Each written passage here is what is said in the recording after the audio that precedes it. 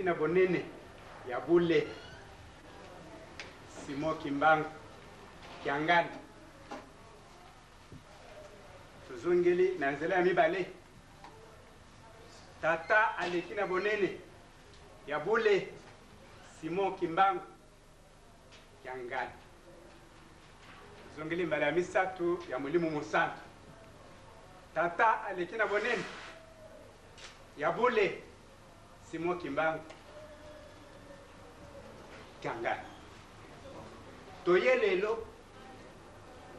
pona yo na tina ya lingomba mobimba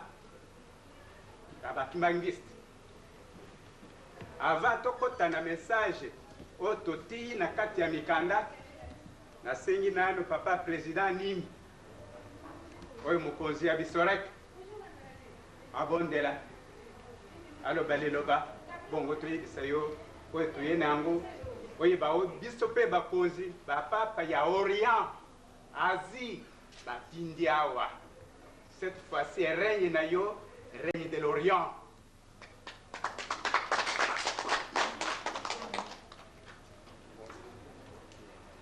nakumwa tata mwana pele musantu tata nzambe kolosi de musantu papa Simon Kimbangu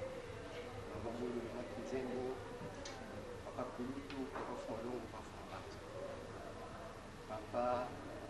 Simon Kimbangu Kiangani biso bana na yo opesi biso mission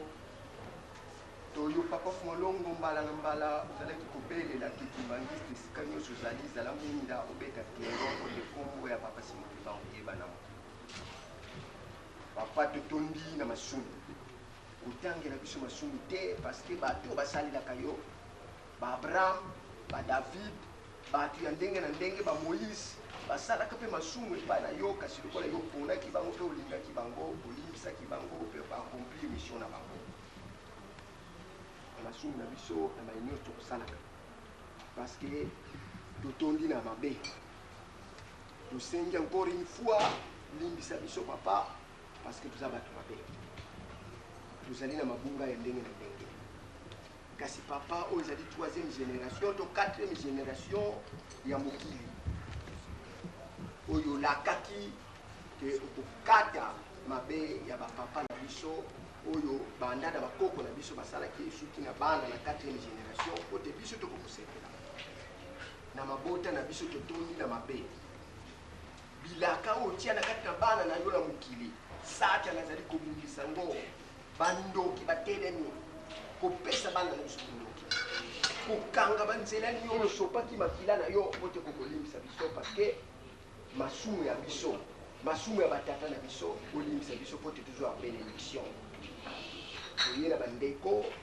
parce que na kati ya mosala oyo bopesi biso na biso rek bureau d'intervention sociale et humanitaire au gouvernement créé po ekosangisa mangomba nyonso po tocréer baction sociale mangomba nyonso baza membre bandeko basengaki ke bamona papa na facilité bango tata yokela biso mawa bitumba eza makasi bayini baza makasi bandeko na biso moko kutu bamama na biso batata na biso bakomi bandoki kobundisa biso kasi tomipesi na maboko na yo po te tuta nzambe biso kaka te melingomba mobimba na bisika nyonso bana no bazali fungola bango po te tuta nzambe obrise babarrière nyonso po biso tosala bato nyonso baza na baposte ya leta to ya mangomba étranger to ya ndenge na ndenge batondi na bakisi na makambo ndenge na ndenge bazoteka bato papa fungola nzela po te bana na yo mpe bakoka kozwa misala na tous les niveaux po bakonzi mingi po baza koya na église na biso lokola Congrès des fédérations des églises catholiques, orthodoxes, coptes, luthériennes, anglicanes, prophétiques, pentecôtistes, union bouddhique et judéo-chrétienne d'Afrique, en logo magistère panafrique. L'hymne de l'unité.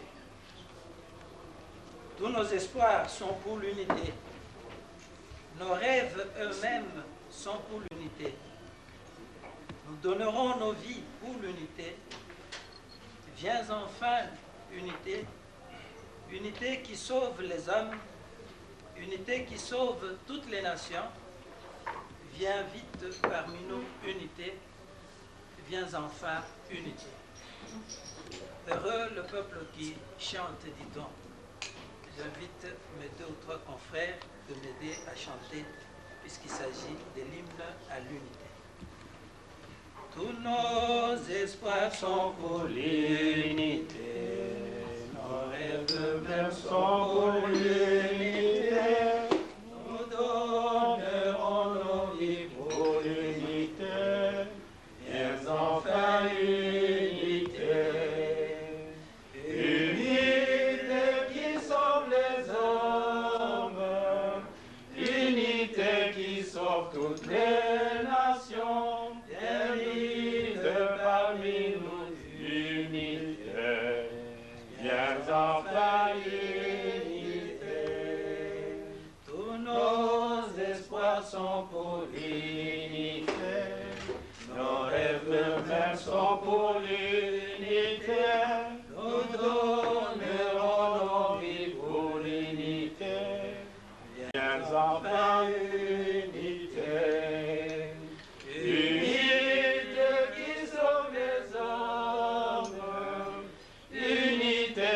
Toutes les nations, viens parmi nos unités, viens enfin unité. Mot de circonstance du cardinal Noé Ngongo Kitenge, primat président du Conseil suprême catholique panafricain de la CONAPEC, la Sainte Confédération, et du magistère panafrique, adressé ce vendredi 28 septembre 2001 au centre d'accueil de l'église kimbanguiste de Kasavubu, à son éminence Papa Simon Kimbangu Kiangani, chef spirituel de l'église kimbanguiste. Éminence, le représentant légal, chef spirituel de l'église kimbanguiste. Révérend président du Collège national, distingués cadres nationaux et internationaux de l'église kimbanguiste ici présent. Bonjour. Éminence, je tiens la parole au nom du Congrès des fédérations des églises catholiques orthodoxes, coptes, luthérienne, anglicane, pentecôtiste, prophétique, union bouddhique et judéo-chrétienne d'Afrique, dont je suis le président porte-mémoire et père fondateur du magistère panafrique, dont le siège est installé en République démocratique du Congo, sur l'avenue Tchad, numéro 132, Kingombe. En la personne de sa grandeur, Monseigneur Noé Ngongo Kitenge, permettez-moi de vous présenter la composition de notre organe. J'ai l'insigne honneur de vous présenter au nom du magistère panafrique les 4 grands patriarcats uniques au monde qui constituent l'organe du magistère panafrique. Il s'agit du patriarcat catholique d'Orient, il s'agit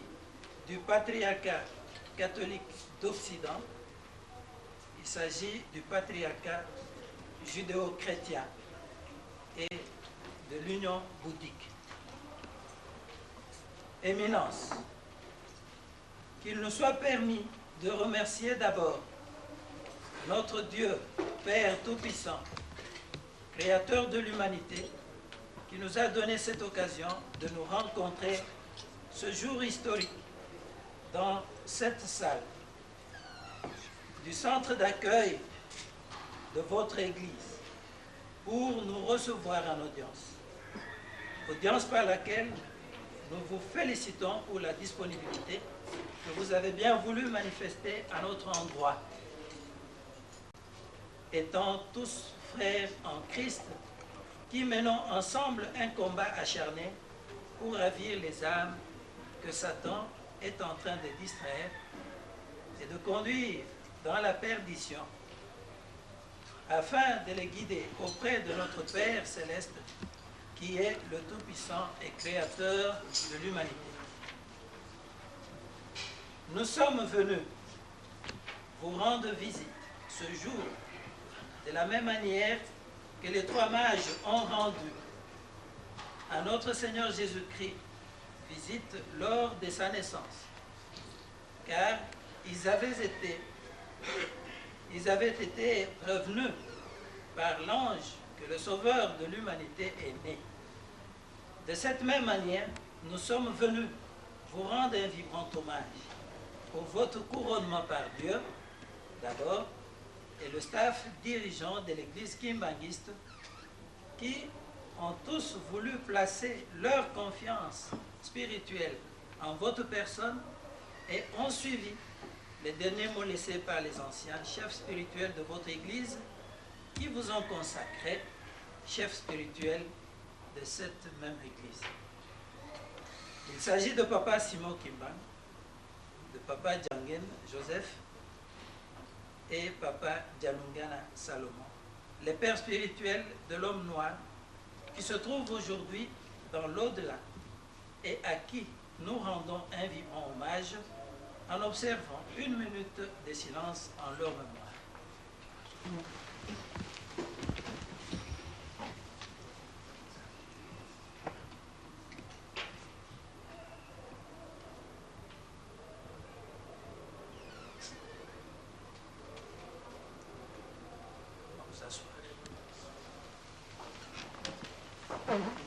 Éminence, nous sommes des églises étrangères, anciennes et traditionnelles, installées en Afrique à partir de la République démocratique du Congo, dont les chefs suprêmes sont installés en patriarcat d'Orient et d'Occident, etc., etc. Mais étant des Africains, nous sommes conscients que notre père spirituel est Simon Kimban.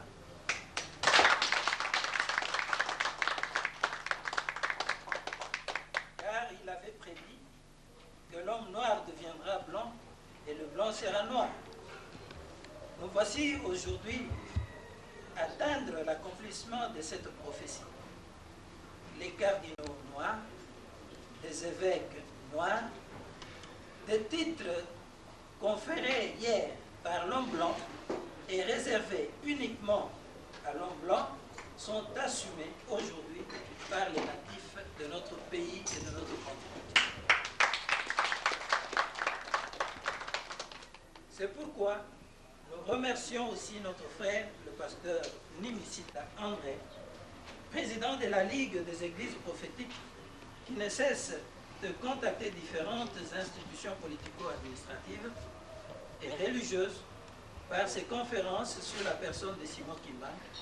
ses œuvres et son Église, afin qu'il le connaisse et s'applique à son œuvre par laquelle l'Afrique et le Congo trouveront le chemin qui facilitera la paix sincère dans notre continent. C'est grâce à cette interpellation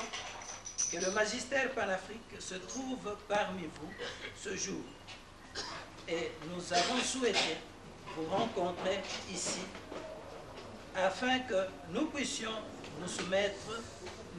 soumettre nos préoccupations ci-après. Primo, nous souhaitons effectuer une descente en Kamba pour nous recueillir devant le mausolée de la famille Papa Simon Kimban. Secondo, étant donné que le pasteur Nimisita dirige une plateforme regroupant toutes les églises de la République démocratique du Congo attachées au service social de la présidence de la République et du gouvernement à vocation socio-économico-humanitaire, dénommé Bureau d'intervention sociale, économique et humanitaire pour la reconstruction du Congo ainsi que du SOREC, nous souhaitons nous organiser avec tous les autres chefs religieux du pays, membres de l'ISOREC, afin d'inviter, avec l'accord du gouvernement, tous les chefs religieux du monde à se rendre en Kamba le 24 décembre 2001, lors de la célébration par nos frères kimbanguistes du 40e anniversaire de la reconnaissance de l'Église par l'État congolais. Nous procéderons à la décoration solennelle du chef spirituel Simon Kimban Kiangani en qualité de grand cordon de la liberté.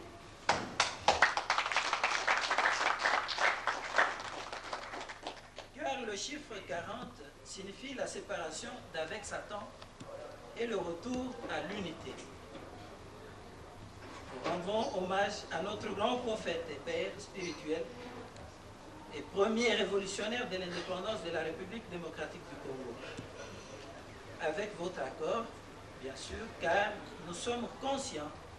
que l'Église kimbanguiste est l'Église de tous les natifs de l'Afrique et nous sollicitons votre intervention spirituelle par vos prières afin de faire réussir ce programme d'action. Se référant au discours de sa sainteté, le pape Jean-Paul II, en Ouganda, discours qui stipule, je cite, « Dieu est noir, le Seigneur est africain, il se trouve au nord de l'Angola. » Ainsi donc, le nord de l'Angola n'est-il pas la République démocratique du Congo?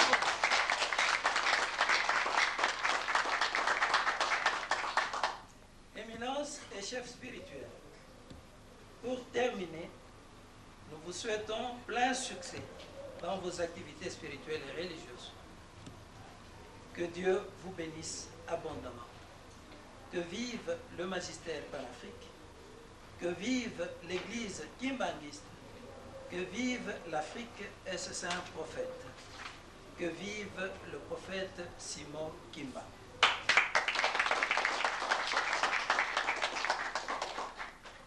Je vous remercie au nom du magistère panafrique, représenté par sa grandeur, Monseigneur le cardinal Noé Ngongo Kitenge, prélat de l'Église catholique orientale de Babylone, patriarcat d'Irak et président panafricain du Conseil des fédérations des églises catholiques, orthodoxes, coptes, luthériennes, anglicanes et judéo-chrétiennes d'Afrique, en logo magistère panafrique.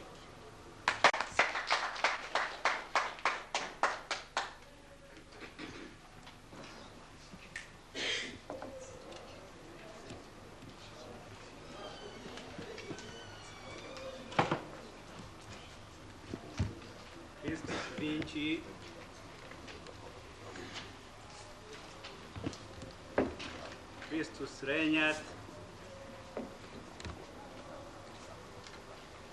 Christus imperas.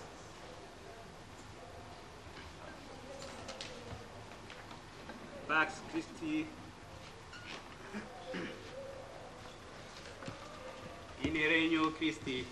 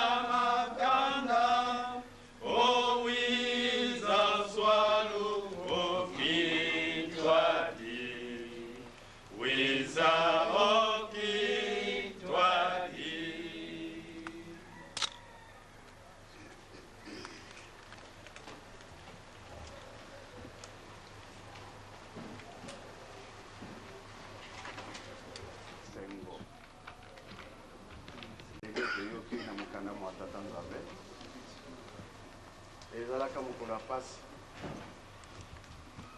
tata na biso papa Lialunga na Kiangani tozali tozali kobenga kolo yesu asalaka accident makila na ye sopanaki wana kobikisa biso nyonso elelo mpe mokolo eponami te bino boya awa toyoka bino biso mpe toyoka pardon biso toyoki bino mpe boyoka biso eza boye te eza boye likambo yango eza ya kalakala tozalaki kozela yango ntango nango si ekoki etumba toza na yango satana alongwa na banzoto na biso mpe na milimo na biso tosalela nzambe na solosolo kolonga na biso emonana tozali banganga nzambe tozali koteya po bato babongwana nzambe aza na posa ya milimo na ye ezonga na esika na yango likambo ya nkamba toza kozela bino na monoko ya mboka balobaki ete mopaya oyo amonanaka ye wana batandelaka nate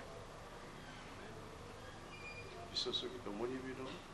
tokofungola banate nyonso totangi esengo nyonso po nzambe alingi bongo et surtout toti nkombo ya tata Simoki Mbangu na liboso eza na ntina monene oye moko alobaki yango ete naye kolongola loposo mwindo na bohumbu loposo mwindo aniokwami mingi nakomi representant na bino biso ya tata nzambe biso tosepeli tokoki kobosa na mokolo ya lelo te na maso masalami na badiscours mpe esengo ezali kola lelo encore une fois merci koyala bino ezali malamu na banzembo koyebi ya ntina molelo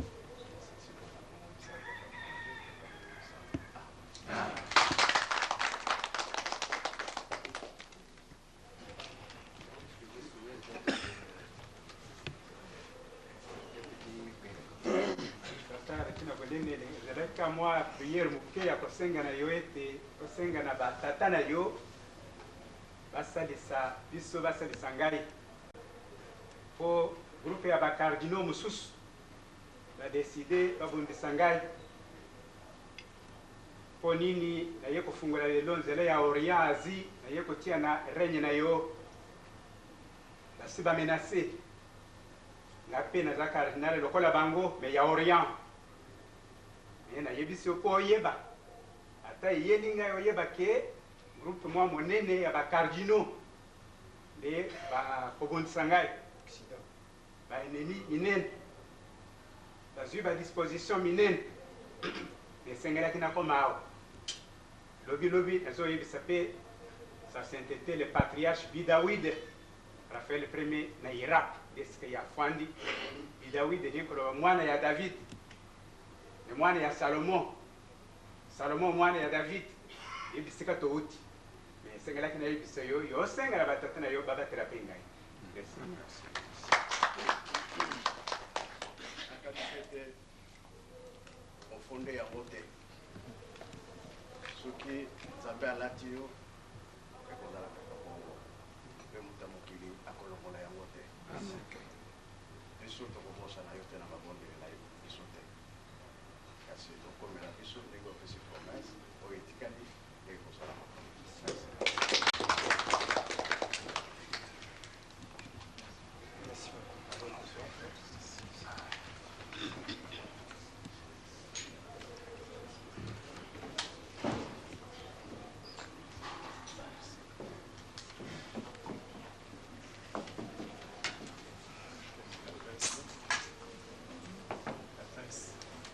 mama limuelu iluwati tata wayenda walunda salukyojo 30 kwaina manima kwaina luwati yokulubagalago wasiulilaki tata wavunda mama wavunda bana babagdisa saluki jakara jasoama tu kama kaka dami na teye dumuki jasoama kansi munangiza tata simule kimbangu yan robo mutandozi kabalo telenge matoko ko kaito mbuka ezinuma bikula uwandinga za swaswani avondinga za zakayana muna kumakyama sumo muna mawulan kaketo adami imama eva idia undinga za kabana nwanka kiswahili nwanka kiluba nwanka kikongo linga za mpila mumpila kasi yani vokuna sentwala diantesura za balumuka kutoka mfumote Yesu Kristo diazori ndinga siza wawana siza karaka imosi okade yaga ndinga zole edi bunu pedi mosi kadikala jojo tuzeidio yetone kimbanyi musamu yiku matata nzambi nge kwakutadila lunga na lunga ni sensamu utusongele manza nkendolo nkendolo itakoke tombuka izi tuzwanira kumbanza yakinsasa dodokolo utukufikile ntango talabatata beizidi nani wazaya dio ndio nkutekana mpila ile ndakala nani aibaki yangu melele salami mukolo oyo mutuna yo pasukaki makila masupanaki banso sibakangani lelo na madimba fana kukanisa mpasi na yo lelo ikumisengo tata biso na biso kabona yo kabona muntu te manso yo maluba miawa ikatobumba yango na mitima na biso tosolola yango na baninga mpe batikali baza na biso ilongo te pamba te mosala na yo imonani kesa biso makanisi pesa biso makanisi pambula maluba chef exprès na biso alobi ke moko kaka tata simoki mbangu alongoli biso na mikakatano ndenge mwana tata diange na kontima zara kuruba sika nyonso mpusu mwindu izali mawa telelo izali me tomoni kote kumipelipeli na mayanga na ndenge oyo libanga oyo babwakaki na bantu batungaka ndako ibandi kumonana libanga ya malamu yango tosukisi na nkombo na tata na ya mwana na molimo sana amen amen. Ceux qui n'ont pas payé leur vie, ça va prendre la photo.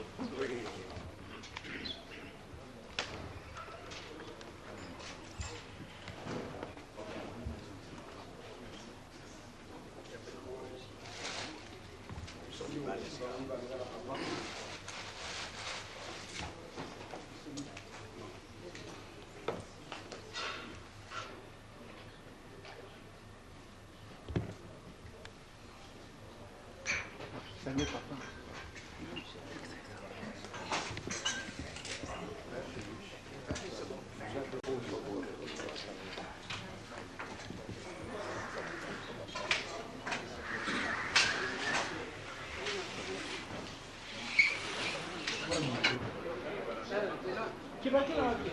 komeli biso awa tolingi kotuna na bato oyo bazali kolanda yo na ntango oyo eloko nini okoki koyebisa bango na ntina ya boyei na bino awa na centre dake kimbangiste. Bandeko na ngai bino bapanzi sango ngonga ebelemi ete bato nyonso bayeba mpe batatola yango bakatoliko baorthodoxe bacopte balitérien baanglican baprophétique bapentecôtiste ba bouddhiste na ba judéo chrétien ba juif ngongebelemi ete bayeba ke tata Simon Kimbangu azali prophète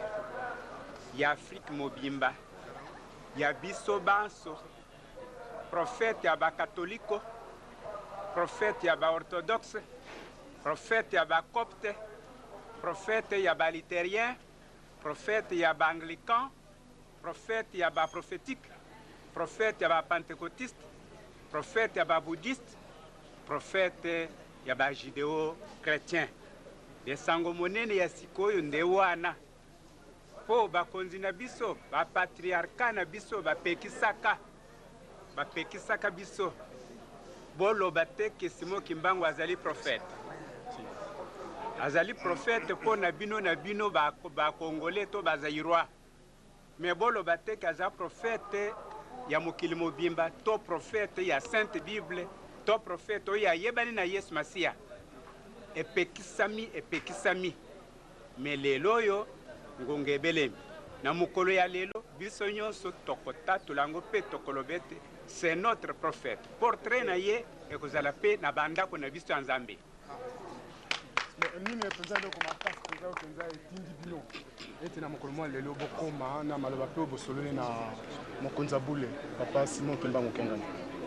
mokolo ya lelo maloba minene mpo oyo etindi biso tokoma na esika oyo ezali bumoko kintu adi na bumoko tokolonga bitumba na bumoko tokokoma lingumba ya solo sikoyo ekomi a partir ya lelo lingumba se moko église prophétique d'Afrique nde wana kombo na biso nyonso. Papa, na ntango babanda kosenga otiaki otombolaki maboko signe wana elakisi nini? Na signe wana mpo na kati ya discours yango tolobaki ete lelo toye ndenge ba trois rois mage bakendeki balandaki monzoto bazalaki kolanda monzoto ememai bango tina Bethlehem esika mwana Nzambe abotamaki. Lelo mpe toye lolenge moko tolandi mpe monzoto wana ekomisi biso na Bethlehem. Lelo Bethlehem nde Simon Kimbangu kiangani tokuti alali na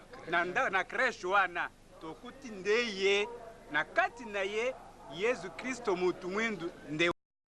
ya solo papa toyebi malamu ete soki mutu atatoli likambo ya mutu mwindu lokola papa Simon Kimbangu azalaka na difficulté kokoso ifo babundisa ye sikoyo bino tuti tolo ete bokolobela yango eske tango bakobanda kolandela bino ete mpona nini bokosala nini na tango wana ya solo bitumba lelo yo bazotia matoi bayeba soko discours yango esala na mokili ya lelo bazotia matoi mpo bayeba yango soko bayebi ya solo bitumba monene ezobandana na Occident ezoya na ngungo nazoyebisa yo na kanisi basi basumbi mpe baeveke mosusu basumbi bango mpo balandela ngai balandela biso basumbi basango mosusu balandela ngai balandela biso basi basumbi yango na ngungo oyo nazali kosala kasi mpo na biso ndenge otuni tokosala nini tokotikala se na position moko kintu adi bumoko tokolonga bomoko tokolonga na verite oyo tokobanga eloko te bango nde bakobanga. Sika oyo okutani na papa Malongo papa Simon oyoki ye omoni ye nini okoko loba na ba oyo ba yete to makambo nini okoko loba na kati ya ndenge bosolo na mokolo ya lelo nazomemela bango sango ya ozana ozana ozana tomoni ye ayambi biso tolie na ye tomeli na ye andimeli biso andimi biso pe alingi biso bino banso boya tokende epai na ye boya e tokende epai ya papa oyo aleki na bonene ya bule Simon Kimbangu Kiangani. Liloba na suka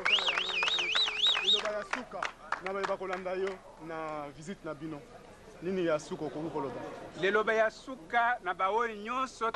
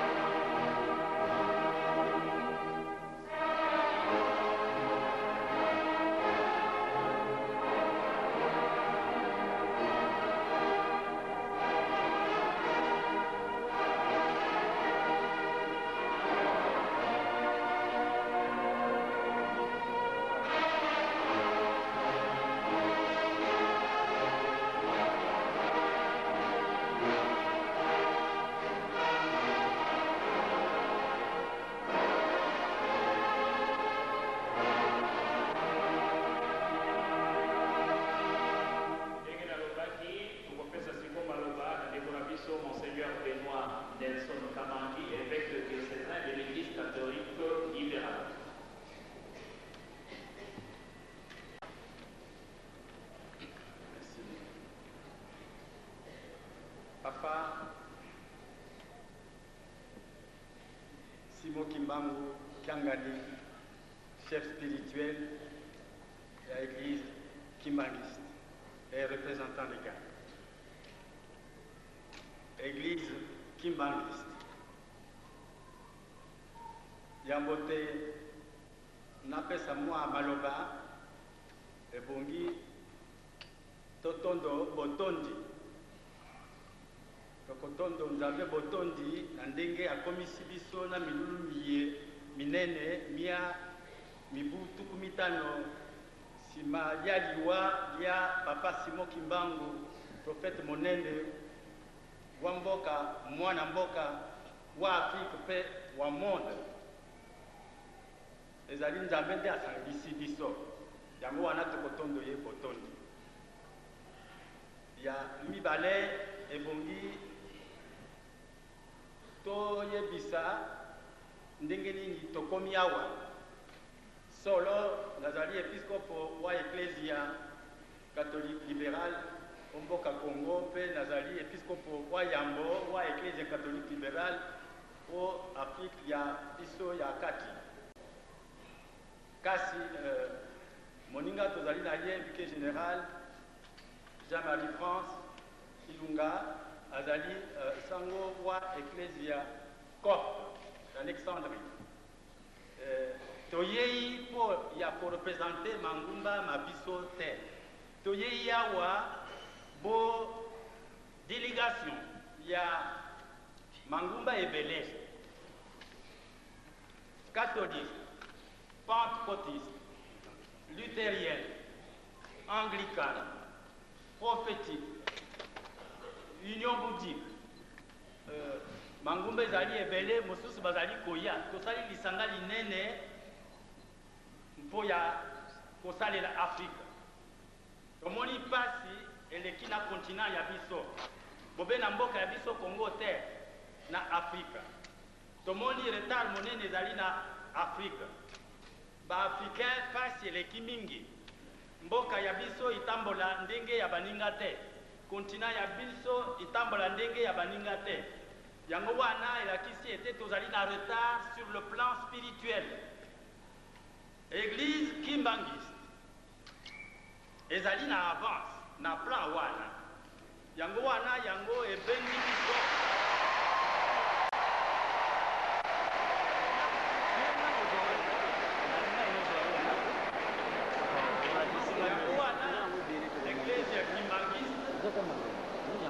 ebendi biso esika eye nguya ya elimu santu ezaliwe esika eye ngamba Jerusalem.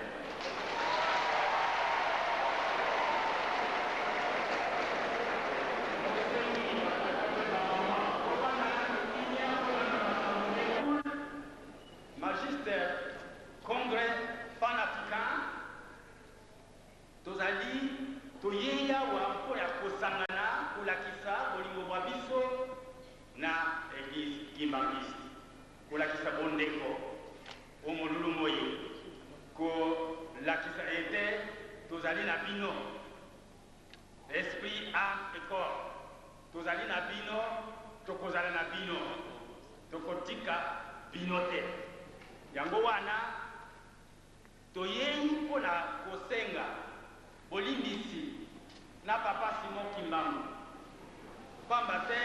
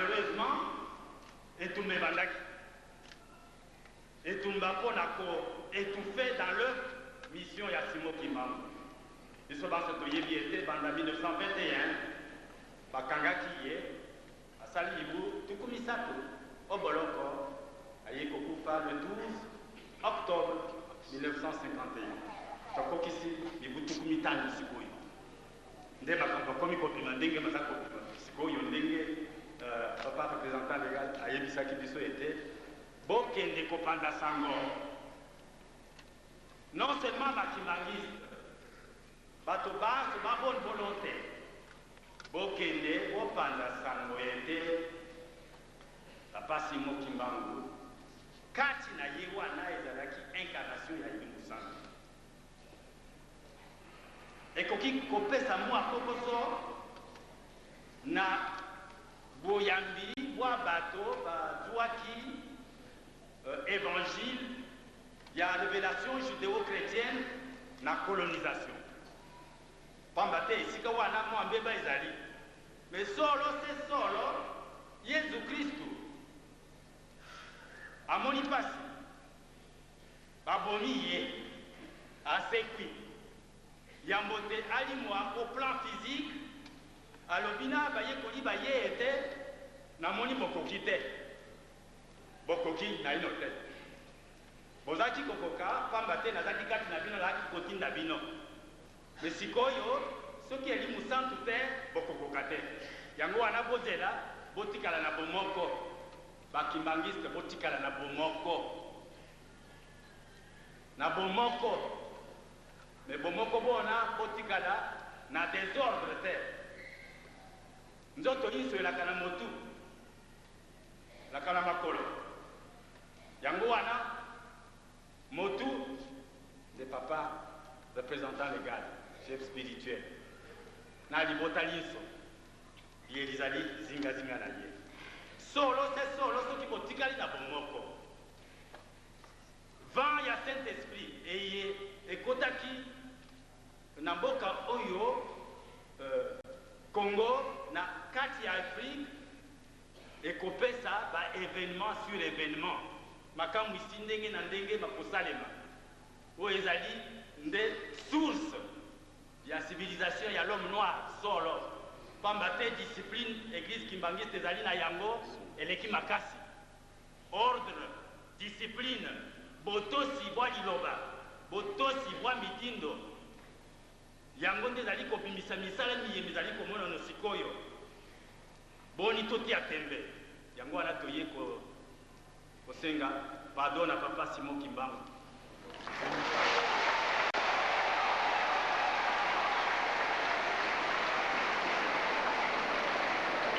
Okombo ya baninga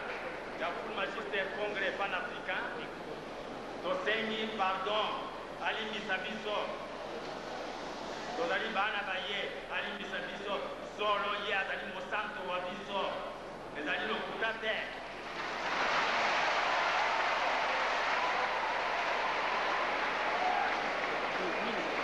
yango wana moto moyindo ayokaka soni kolakisa oyo aye elongi mpo ezali moyindo akanisi lokola aza moyindo soki batali ye bakomona ye te me ebongi ozala na fierté komilakisa bana ya Simon Kimbangu ezali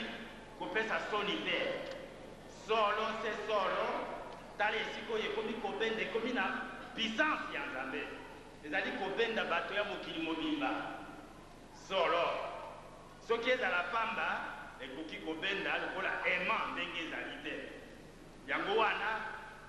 totondi bino botondi na ndenge bokomisi kimbangisme lokola code de route ya biso bato moyindo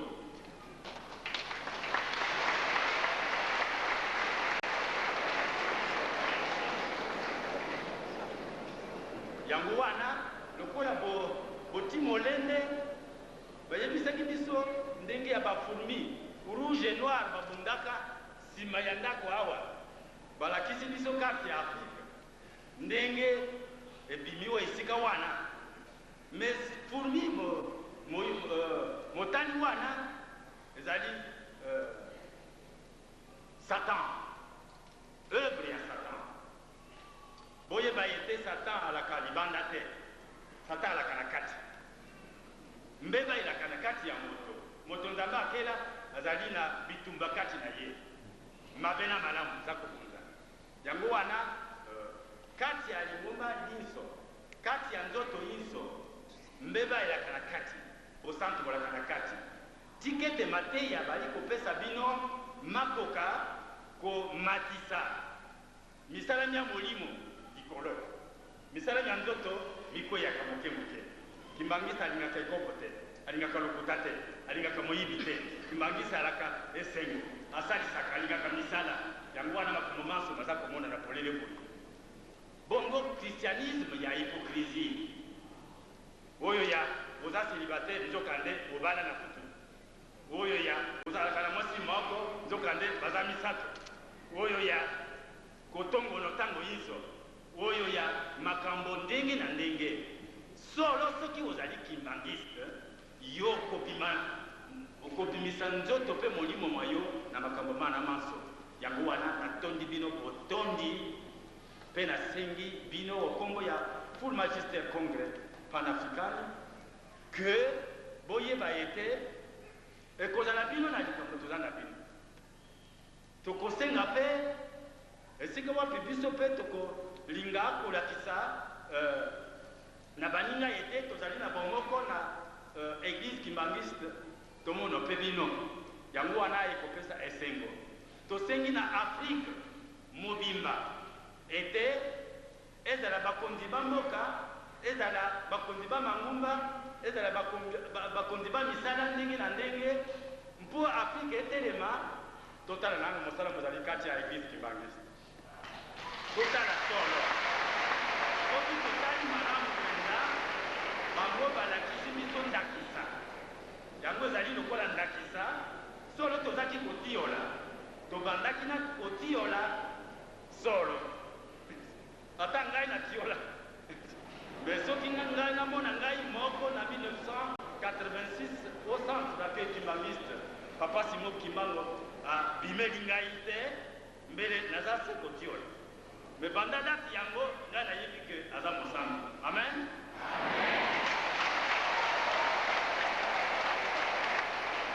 yango wana accueil yango wana topesi meresi mingi na église kimbangiste mpo na réalisation monene kendolo pamba te bandeko baye bazali na mboka mipaya ekomono bango esika oyo ndenge balinga misato wana baza komono yango esengo ezali kobima o mitema ya bango tokoki kokoka yango te pamba te bamoni ete balingi bango mboka ya bango ezali appel ezali lancé na baninga baye bazali mosika yango wana mama Choice alobi tokozonga tozongi me boyamba biso na bafaiblesse ya biso mpe na makasi ma biso totonga mboka totonga continent au kombo ya Kristo amen merci mingi